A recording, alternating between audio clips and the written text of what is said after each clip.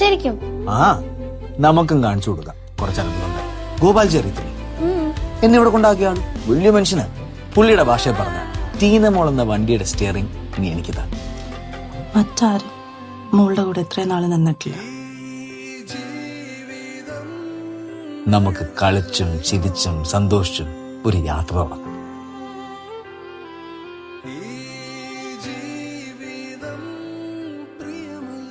ജീവിതത്തിൽ നല്ല കാര്യങ്ങൾ ഉണ്ടാകുമ്പോ ഞാൻ വിളിക്കും. ശ്രുതിയെ കാണുന്നത് ഇൻസ്പിറേഷൻ. ഭംഗി വാക്കൊക്കെ വേണോ? ഭംഗിവാക്കല്ല, സത്യം. നീ എന്താ ഇവിടെ?